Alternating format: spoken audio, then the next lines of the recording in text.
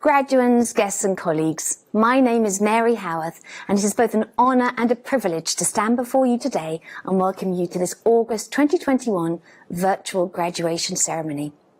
As graduates, you will join an international community of over 123,000 York alumni in 183 countries. The York Global Alumni Association organises many events, networks and services that are designed to help you make connections with other alumni across the world and boost your career prospects. As you get your first job or take up further study or training, please remember to keep us in touch with what you're doing. Understanding the career paths you take will help us to provide the right support for current students and make sure we offer graduates like you relevant information and opportunities. Today is a very special day for all of you. Graduation is a milestone, but today is not the graduation any of us had quite envisaged, and we look forward to being able to welcome you all back to campus for a celebration in spring 2022 when it's safe to do so. So our virtual ceremony is different, but we hope that you will find lots to appreciate in the next hour or so, and a few surprises along the way. So please do stay with us. We very much hope that you're enjoying your day with your family, friends and the supporters who've been part of this remarkable journey that you've all taken. We'd love to hear how you're all celebrating today, so please use the hashtag #UOYGraduation on social media to share your stories and thank your friends and supporters. And do take a moment to raise a glass to your achievements. It now gives me great pleasure to introduce Professor Sir Malcolm Grant, University Chancellor, who will declare the congregation open for the conferment of awards. Welcome, everybody, to this graduation ceremony at the University of York, where today we are celebrating the achievement of our graduates in the Faculty of Arts and Humanities. It's been a very strange and uncomfortable time over the past 18 months, and we all recognise the strains that this has put on your studies. So that makes today actually a very special day in which we can recognise, by the conferment of these degrees, the work that you've done and the achievements that you have accomplished. So the welcome today goes not only to you, our graduands, but also to friends and families, both within the UK, but also, as I know, across the world. It's a real graduation ceremony. It's not a remote and distant and impersonal operation. Of course, in normal years, we would be assembling in Central Hall. We would be gowned and robed. There would be singing, there would be cheering, there would be tears, and there would be laughter, and families and graduands alike would be celebrating. But that doesn't take away at all from the formality of what we're doing today. For you in the arts and humanities, we are recognising not only the award of degrees, but also the trajectory of your future. Never has the country needed more, not just the physical sciences, not just the biological sciences, but what is done in the conservatoires, in the art and drama areas, in music, and across history and Greek and English literature, across all of the areas of archaeology that are swept up in today's ceremony. We need a population post-COVID that is well-informed and ambitious and ready to serve the needs of the nation in new ways. It's also a formal ceremony in the sense that you come into this virtual ceremony as graduands, and by virtue of the powers vested in me and in the Vice-Chancellor, by the end of the ceremony, you leave us as graduates. That's not the end of anybody's education. It's the beginning of the next stage of your life. And we know that everything that you have learned and experienced at the University of York will stand you in great stead for that time. I'd like also just to add a few words of grateful thanks to all our staff, our academic and all support staff here at the university who have done so much through such adverse circumstances and have just proved the whole concept of team working to hold the university together and to make the experience for you, our graduands, as comfortable and exciting as possible. It gives me great pleasure to declare open this ceremony for the conferment of awards on all graduands. I'm delighted to introduce the Arts and Humanities Faculty Dean, Professor Ambrose Field. Thank you, Chancellor. I am Professor Ambrose Field, Dean of the Faculty of Arts and Humanities. Graduation is an incredibly important part of life here at the University of York, and I welcome you all. Congratulations, graduands, on achieving your goals, which marks for some of you the end of your academic journey. You are graduating in a very challenging year, and we are immensely proud of you and the investment of your time, effort, and commitment to reach this momentous milestone despite such extraordinary circumstances. The Faculty of Arts and Humanities are proud of our internationally recognised research excellence and the stimulating and imaginative learning experiences of our taught courses. It is your work that has helped us gain this outstanding reputation. We hope that you have enjoyed studying in our individual departments and centres just as much as we have enjoyed having you here at York. We wish you all the best for an excellent future, and please do feel welcome to stay in contact and let us know of your achievements. On behalf of the Faculty of Arts and Humanities, Chancellor and Vice-Chancellor, I have the honour to present the following candidates.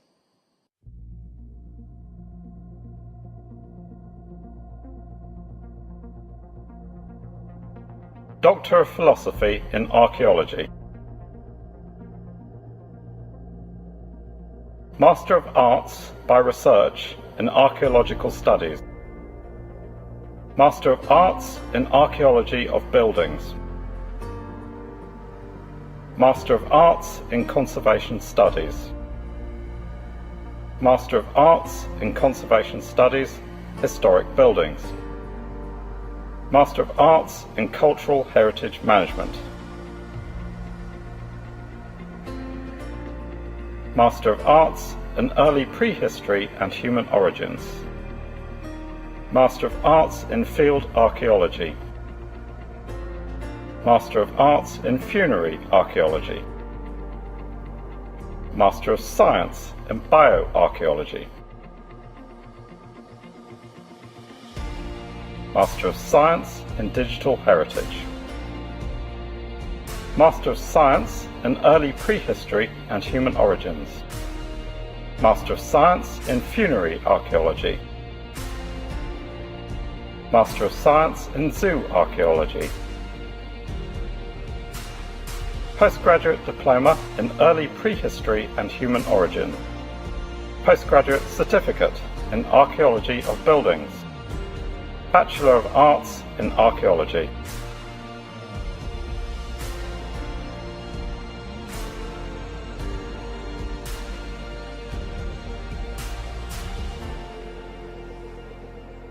Bachelor of Arts in Archaeology and Heritage. Bachelor of Arts in Historical Archaeology. Bachelor of Science in Archaeology.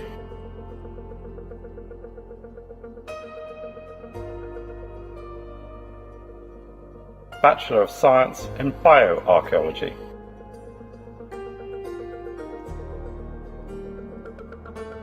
Bachelor of Science.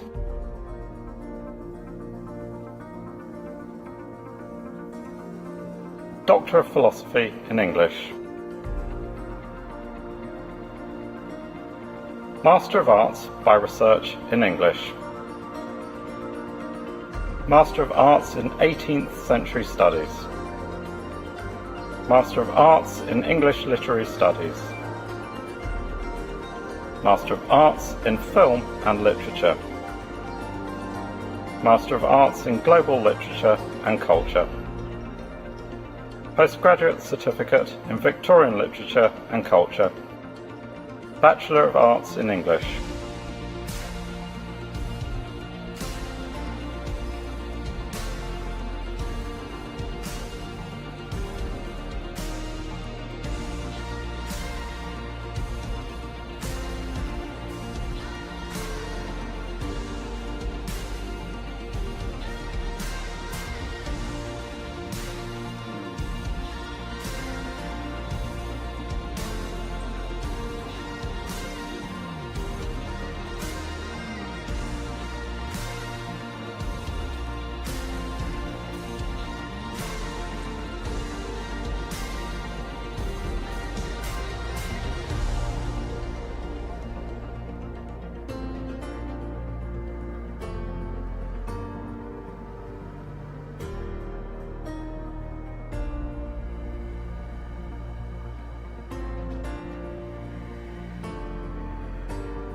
Bachelor of Arts in English and History.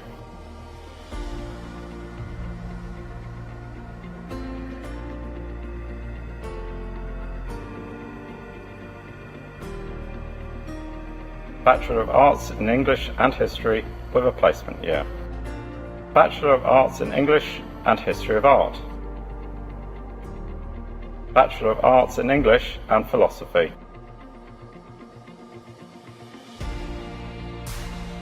Bachelor of Arts in English and Politics.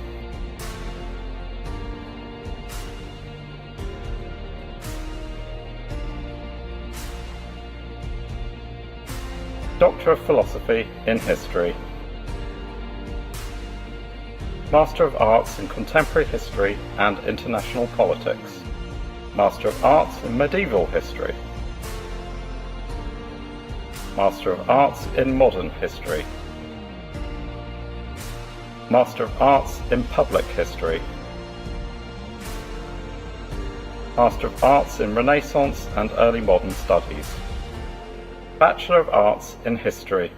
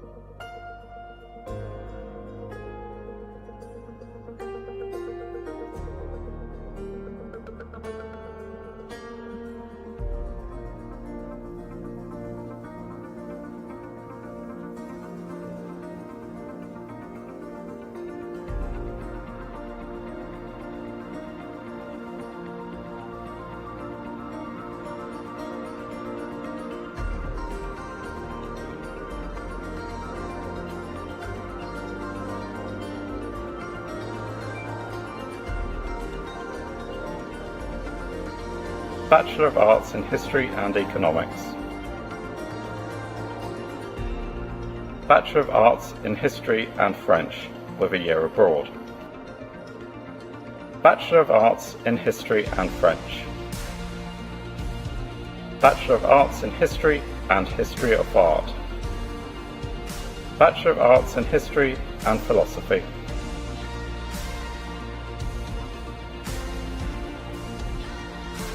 Bachelor of Arts in History and Politics.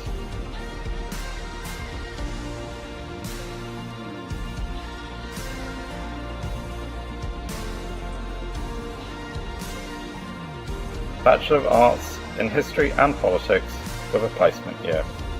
Bachelor of Arts in History with a year abroad.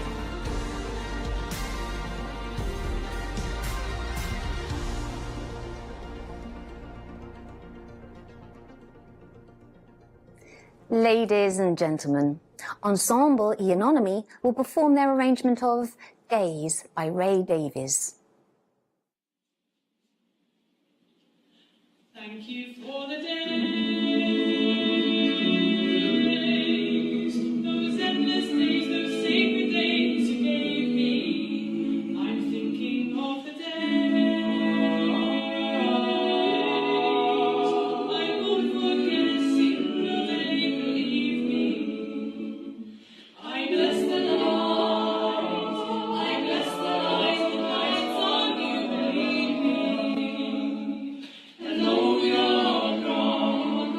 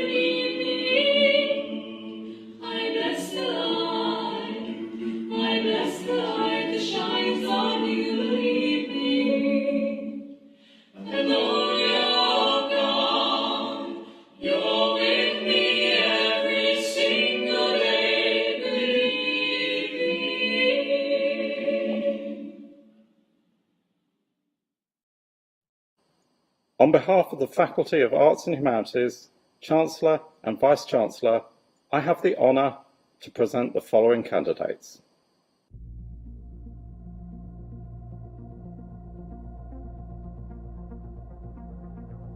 Doctor of Philosophy in History of Art. Master of Arts in History of Art. Master of Arts in Stained Glass Conservation and Heritage Management. Postgraduate Certificate in Stained Glass Conservation and Heritage Management. Bachelor of Arts in Curating and Art History. Bachelor of Arts in Curating and Art History with a year abroad. Bachelor of Arts in History of Art.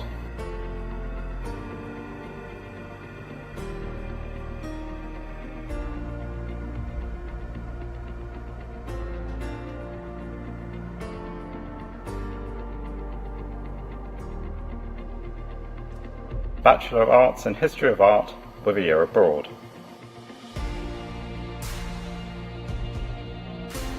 Doctor of Philosophy in Linguistics. Bachelor of Arts in English and Linguistics. Bachelor of Arts in English Language and Linguistics.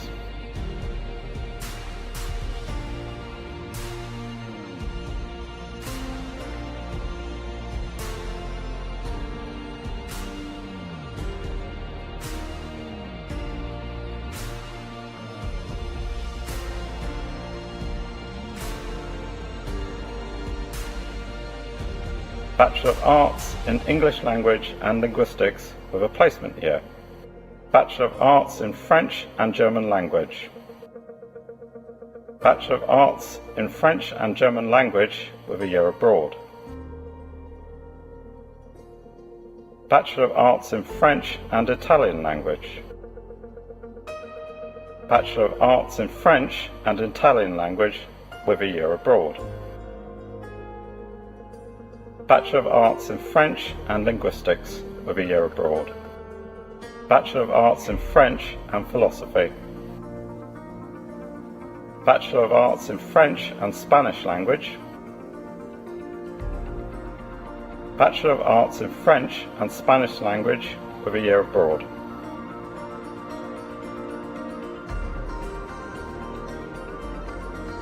Bachelor of Arts in German and Italian Language.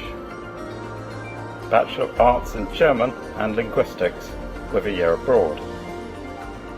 Bachelor of Arts in German and Spanish Language. Bachelor of Arts in German and Spanish Language with a year abroad. Bachelor of Arts in Italian and Spanish Language. Bachelor of Arts in Italian and Spanish Language with a year abroad. Bachelor of Arts in Linguistics.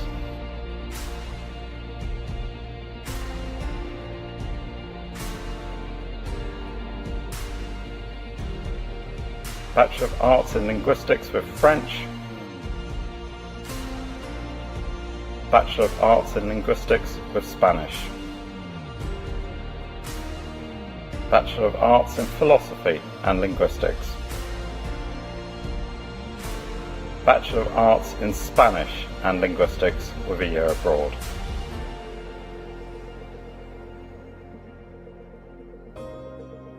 Doctor of Philosophy in Medieval Studies.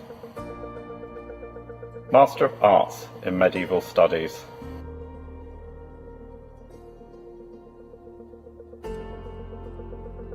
Doctor of Philosophy in Music.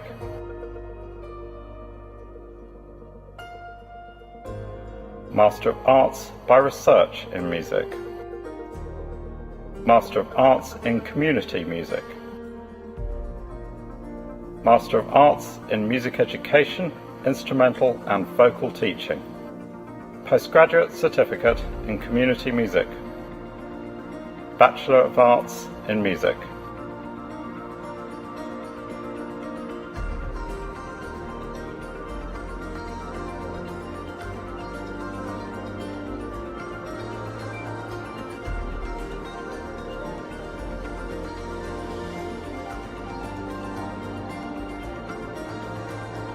Bachelor of Arts in Music and Sound Recording.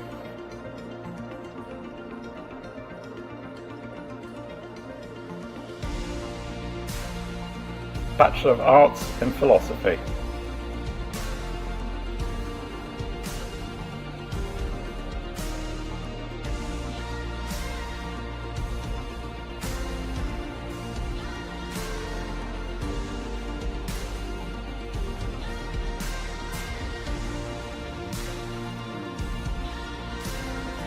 Bachelor of Arts in Philosophy with a year abroad. Bachelor of Arts in Philosophy and Sociology. Doctor of Philosophy in Theatre, Film and Television. Doctor of Philosophy in Theatre, Film, Television and Interactive Media. Doctor of Philosophy in Theatre, Film, Television and Interactive Media by Creative Practice. Master of Arts by Research in Screenwriting. Master of Science by Research in Interactive Media. Master of Science by Research in Theatre, Film, Television and Interactive Media. Master of Arts in Film and Television Production with Cinematography. Master of Arts in Film and Television Production with Directing.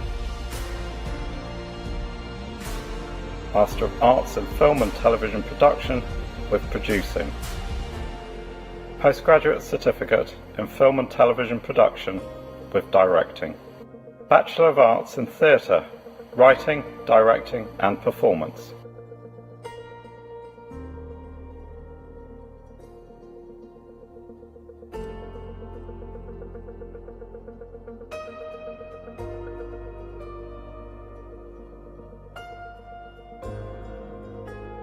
Bachelor of Science in Film and Television Production.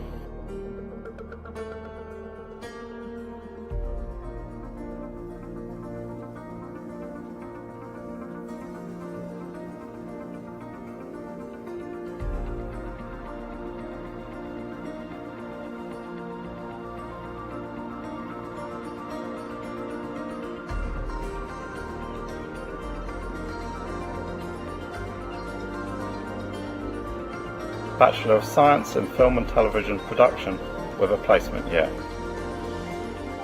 Bachelor of Science in Interactive Media.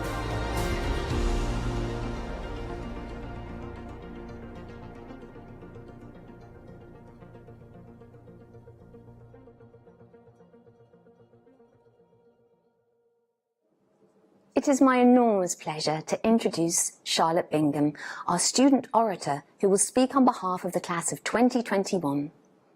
Our student orators have been invited to speak in recognition of their hard work on behalf of the student community and commitment to their studies.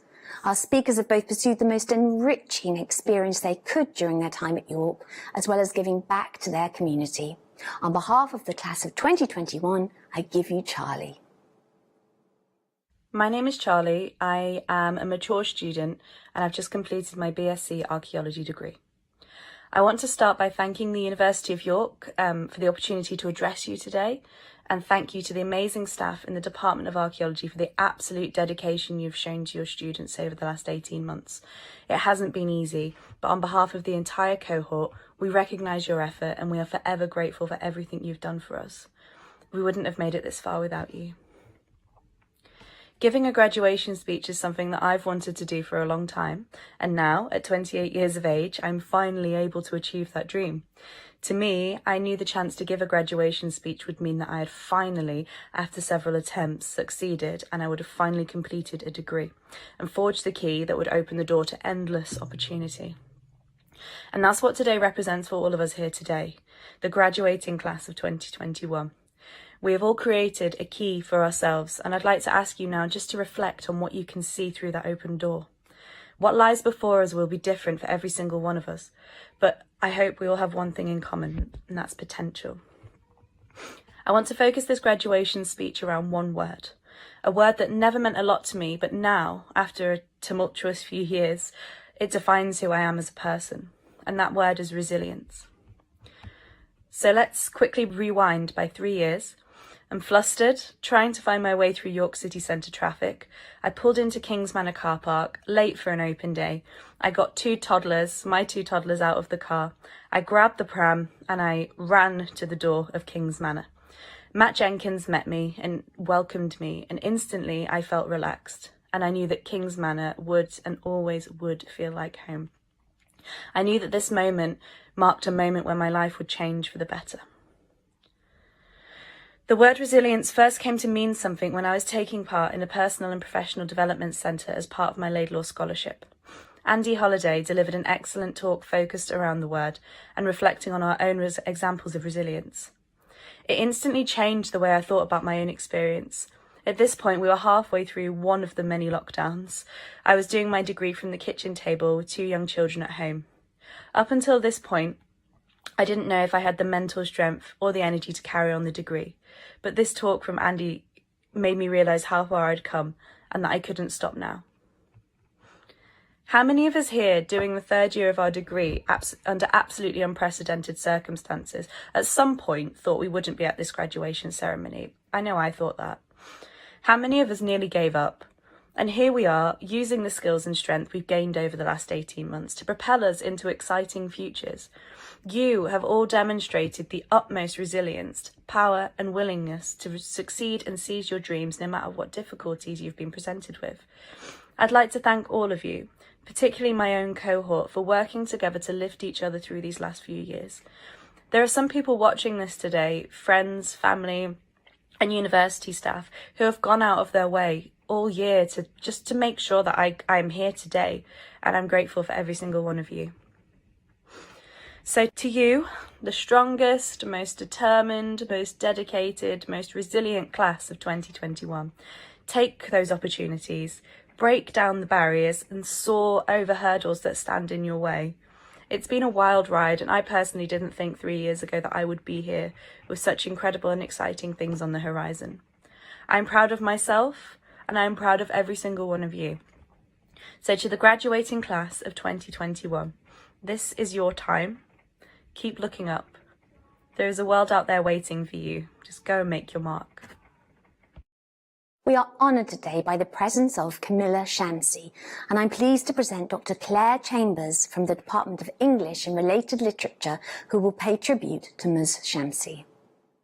Chancellor, it is a huge privilege to present our honorary graduate, the novelist Camilla Shamsi. Camilla grew up in Pakistan, was educated in the US, and now lives in the UK, though she joins us today from Karachi. She is an award-winning author with 7 novels to her name. The most recent of these, Home Fire, was awarded 2018's Women's Prize for Fiction and the London Hellenic Prize, as well as having been longlisted for the 2017 Man Booker Prize. Camilla is also known for her non-fiction, writing regularly for The Guardian and other journalistic outlets and delivering influential lectures. She also pursues activism around citizenship, human rights, and free expression. Camilla has a growing international reputation as one of the most virtuosic and risk-taking novelists writing today. Camilla's fiction speaks compellingly to the University of York's commitment to equality, social inclusion, and the public good. Her novels tackle difficult themes head-on. They have won praise for their unflinching examination of contemporary British culture and global politics. She shows solidarity with oppressed people, opposing gender discrimination, racism, and Islamophobia. What she's for are equality, feminism, and justice. In her fiction and non-fiction, she challenges dictators and bigots, as well as unreflective liberal assumptions. Her success as a writer is inspiring to our students, especially at this difficult time during the pandemic. The various lockdowns have caused untold suffering.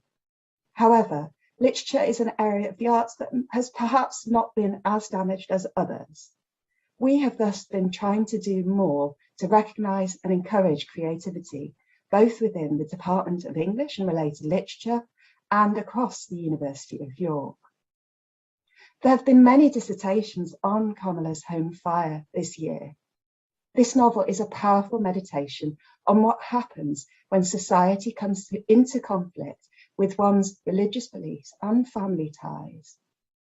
At a time when travel is on pause, the novel makes us think about the injustices that structure our world and curtail some citizens' freedom of movement. In Home Fire, as in her whole corpus of fiction, Kamala speaks truth to power and gives voice to the otherwise voiceless. Her fiction is synonymous with inclusivity and bold experimentation. She pushes form and technique in new directions with each new novel. For example, Kamala moved from the first person in her early work to the third person and free indirect discourse in the last 3 novels. She has also become increasingly interested in texts, sacred texts and secular texts, SMS messages, online materials, and the various typographies of texts. Kamala was our John Tilney Writer in Residence in summer 2012, at which time she gave a series of warmly received readings. She worked closely with York's students to support and encourage their creative writing across genres. Kamala teaches her students the importance of precision, both in relation to language and the internal consistency of characters and their narrative arcs.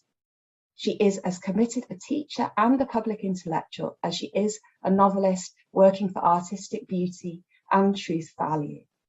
So, Chancellor, it is with great pleasure that I present to you Kamala Shamsi for the degree of Doctor of the University honoris causa. Through the power vested in me by the University of York, I have great pleasure in conferring upon Kamala Shamsi the degree of Doctor of the University honoris causa. I'd like to thank the Chancellor, the Vice-Chancellor, and of course Claire Chambers for that very generous introduction. It's a great honour to receive this degree from the University of York. I have the fondest memories of my term as a writer in residence in 2012. The most important thing I am here to say is congratulations to all of you who are graduating today. It's become such a cliche to say, I wish I could be with you. So I'm going to say instead, I'm so glad I can be with you, even while I'm with my family in Karachi, at a time when so many people continue to be unable to cross borders to see the people they most love. That is, of course, the optimist's way of seeing things, but it's always been in my nature to have a certain degree of optimism, though it's only quite recently that I've realized how necessary this optimism has been to my life as a writer. I've wanted to write since childhood. From the age of 11 on, I was always working on some piece of fiction or the other. Back then, I was living in a Pakistan that was under military rule. Many of the country's finest writers were living in exile. Some had been imprisoned. I would love to tell you that as a child, I imagined myself a writer of courage and conviction who would be unsilenced by imprisonment and exile, and even worse. But the truth is, I've always known myself lacking that kind of bravery. And yet there I was, an adolescent in Karachi, writing my fiction, dreaming my dreams. On the one hand, it did all seem impossible. Censorship aside, hardly anyone from Pakistan was publishing fiction in English anywhere in the world. And yet it was what I loved, so I kept on writing and dreaming of a life as a writer. And then an extraordinary thing happened. The world changed. The most dramatic change happened when I was 15 and dictatorship ended to be replaced by democratic rule. The person voted into power was a 37-year-old woman, Benazir Bhutto. And that taught me a valuable lesson. Today's impossibility can be tomorrow's reality, but only because there were enough people who didn't ever believe that reality was impossible. And then the years went on, and other changes happened, smaller changes, but significant ones in the world of culture and publishing. And those changes mean that no one growing up in Karachi now has to think that being a published writer is an impossibility for a Pakistani. To put it differently, the English language novel no longer seems so largely the domain of those who are white and from the first world. It never really was, of course, but you had to look quite hard to find the exceptions. I started this by saying I'm glad I can be with you today, but of course there isn't sufficient truth in that. I'm not actually with you. You hear and see me, but I can't hear and see you. That seems to me very wrong. The truth is, I am a great admirer of your generation. I love the fact that so many of you imagine a reality different to the one you live in, a reality with more justice in it. Racial justice, climate justice, gender justice, social justice, economic justice. You imagine this even while knowing how uphill the fight and how much that is already lost can never be recovered, only honored and mourned. I have very little wisdom to give you, but I do have some experience of this truth. The world can be made to change, and for the better. A girl in Karachi for whom dreaming of being a writer was an act of wild optimism grew up to be the author of several novels, neither imprisoned, nor exiled, nor unpublished, but instead here among you, being conferred a degree from the University of York. Thank you, and again, congratulations, graduates. I now have the pleasure of introducing Professor Charlie Jeffrey, Vice-Chancellor and President. Hello there. I have two main tasks in this speech. First of all, I have the honour in this special online ceremony formally to award your degrees. So here goes. It's my honour today to confer awards on all graduands from the Faculty of Arts and Humanities. That makes you graduates of the university. Which brings me to my second task. I have the pleasure to be the first to congratulate you on your graduation from the University of York. Graduation ceremonies are perhaps the most special part of my job. They mark the creativity, the energy, the passion, and the sheer hard work that you, our graduates, have put into your studies. This year they mark something else too, your resilience and determination. Hasn't been easy since March last year, with all the changes you've had to deal with in learning, revising and assessment, as we've followed the many twists and turns of government guidance during the pandemic. You rose to that challenge.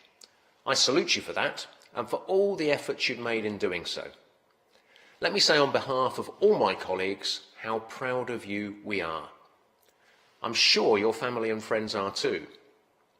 Normally, at this point in Central Hall, I'd call on both my colleagues and your family and friends to summon up a raucous round of applause. So I hope that wherever you are, you're now engulfed by claps, cheers, whoops and hollers of congratulation.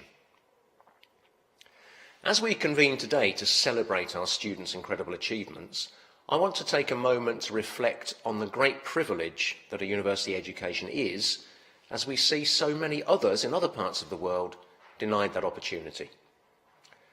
Recent developments in Afghanistan are especially concerning.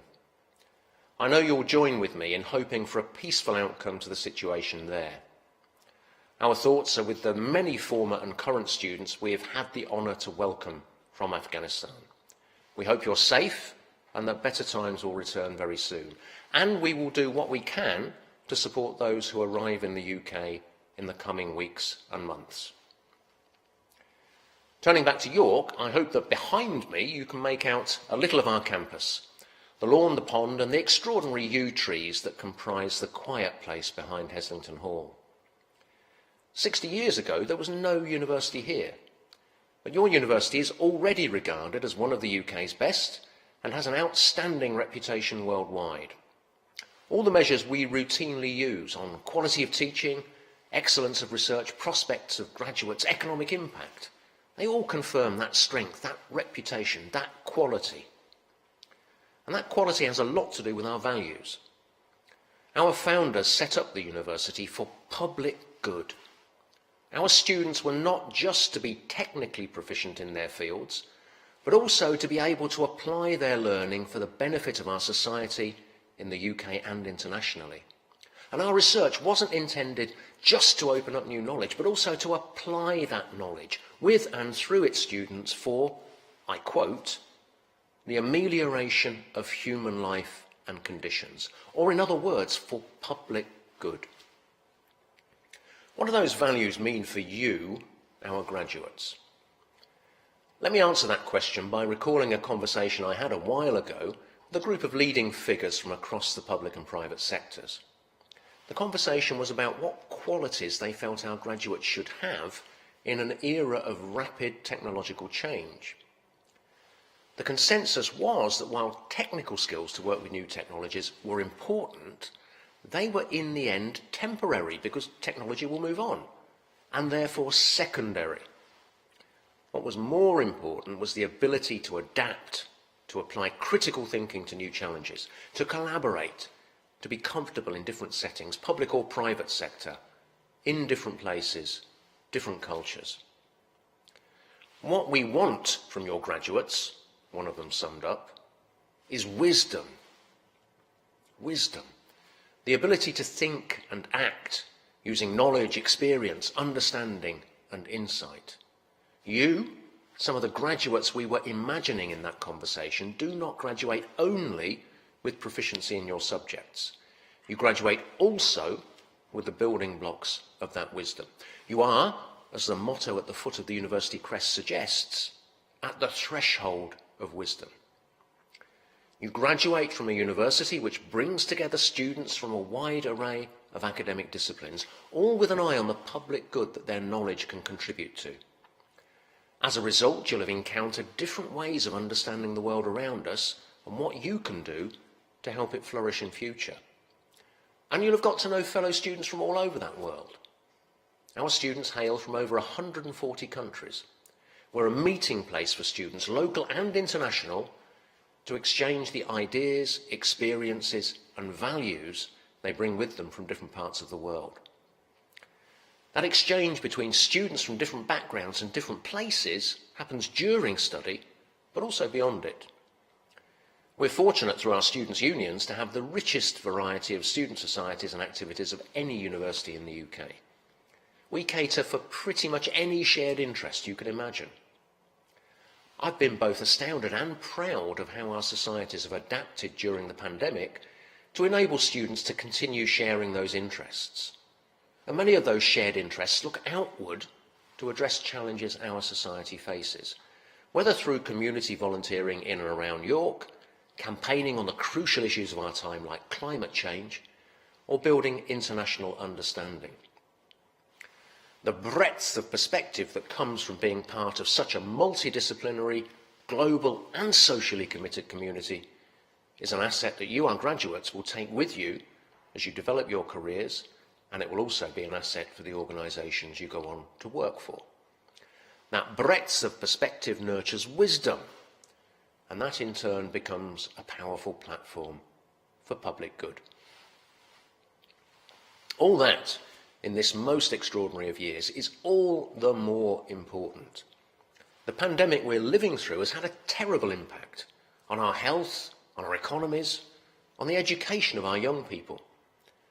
Many of those impacts have sharpened existing inequalities, both within countries and between richer and poorer parts of the world.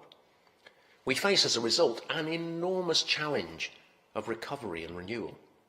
You will be central to that challenge. As you set out to meet it, we want to hear from you.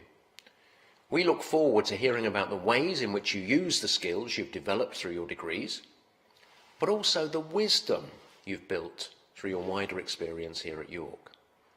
We look forward to hearing about how you use that wisdom to build your own careers, but also to make your contribution to our founding principle, the amelioration of human life and conditions. We look forward to hearing about your contribution to the public good that's a special feature of being part of our community at the University of York.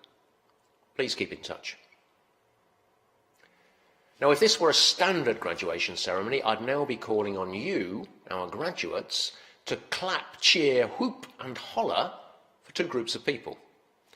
First, our staff at the university, our lecturers, of course, but also everyone else who's supported you in your time at York. Departmental staff, librarians, cleaners, our counselling team, and many more. and the second group is your family and friends. I suspect they may have helped you from time to time during your period here at the university, providing advice, companionship, the occasional shoulder to cry on, laundry services, and no doubt a little bit of money here and there.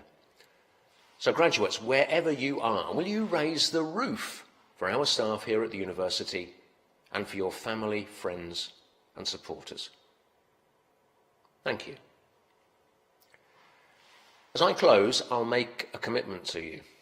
We will invite you and your family and friends back, when it's possible to do so, to celebrate your graduation in person, in full academic dress, in our magnificent Central Hall. I look forward very much to that day. Until then, I wish you every happiness and success as you enter the next phase in your lives.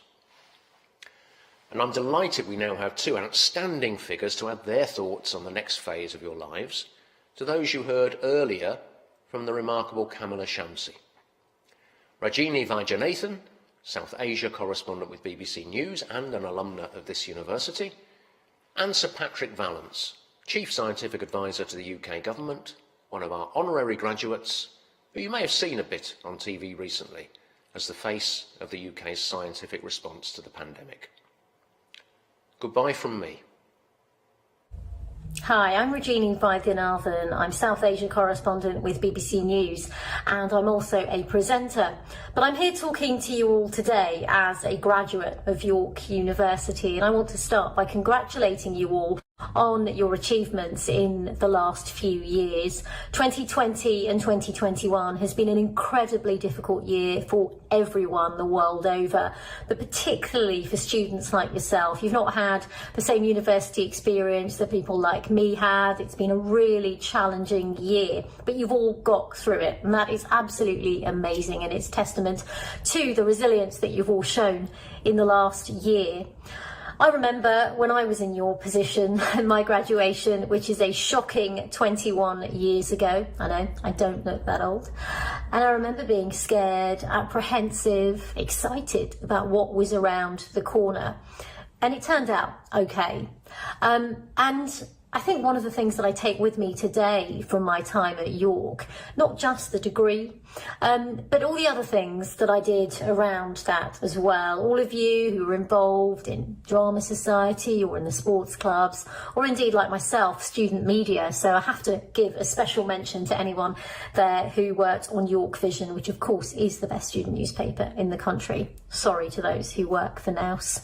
But on a more serious note, things like that gave me so many incredible experiences which I've taken here into my professional career, and also so many friends for life. In fact, just last weekend here in the UK, I'm here for a quick visit, and I met up with half a dozen of my York friends. That's 21 years on, and we're still as close as we were back then. There are so many things that you will grow with and learn in your time, in your professional life, that you will think back to your days at York. And so I just want to take this opportunity once again to wish you all the very best, and also reach out to your families who are with you today, who've also been on this journey with you. I will always remember my time at York and make sure that you don't forget how much you got for it. I wish I could turn back the clock and just have another weekend in James College JCR doing all the things that we used to do, but you will always have those memories, and I wish you all the best as you take those memories into your lives ahead. I can't tell you how pleased I am to be able to offer you congratulations today. It's a very special day for you. It's a very special day where you all deserve congratulations, and I wish I could be there. I wish it could be a personal congratulations, but in the absence of being able to meet, please accept this virtual congratulations. It's a special congratulations because you've lived through 18 months of a very different student experience, and you've shown resilience, strength, adaptability, and what you've done will stand you in good stead for the future. And so this is a rather personal, heartfelt congratulations that you've achieved something remarkable, and your degree matters even more because of the way in which you've managed to achieve it. And the last 18 months has shown beyond anything the role of the universities and what we all have learnt in universities in society having to face big challenges. Of course, over the COVID period, science, technology and engineering have been crucial to try and understand the response we need to take to this threat. But it's not just those areas. The arts and humanities have been crucial in thinking about what sort of society we need, how society responds to the sorts of changes that have been imposed upon us or have come with the virus. And of course, at all times, the arts have been there as an important way in which we can actually keep ourselves in tune with each other and ability to actually take our minds away sometimes from the things that are pressing us immediately. So every single thing that you've done over your period in the degree will be of value. And it's important because you're the generation that's got to take this forward now and get society rebuilt in a way that is a post-COVID view of society and build on the good things that have happened and lose some of the things that we didn't like. What you studied will be relevant either directly or just because you've learned a way of thinking or a way of problem solving, a way of articulating and thinking about the problem so that you can then come up with solutions. Those are key skills which you will carry with you. And I know some of the university's core values include courage, honesty, and a commitment to social purpose. And they could not be more relevant or important today. Those are things which I hope you'll take with you as you start to go out into the world of work or into postgraduate studies or whatever it is you do next and think about how you can make a difference. And you will always remember what you've learned at university as a way to feed into that. And you'll always be changed in the way you think as a result of what you've done over the past 3 or 4 years. As we recover from the pandemic, this is a joint activity to get to where we need to get to now. And we can see that as the virus retreats a bit in the UK, but it's still present across the world and will be with us for a very long time. It's not going to disappear. You will all be important in tackling not only how we tackle that, but also how we think about things like climate change, how we think about things like privacy and security and areas that are going to be societal challenges going forward. And every one of you, I'm sure, has got a part to play on that. So I again wish you a very hearty congratulations from me, and again wish I could be in person with all of you to celebrate this and that you could all be together, but that will happen before too long, I'm sure. And in the meantime, as I say, congratulations, and I wish you very well for whatever comes next. Thank you so much for being with us today. We hope you've enjoyed the event and that you enjoy the rest of the day, whether you're celebrating with family or joining on one of the department digital events that many of our academic departments will shortly be hosting. Thank you.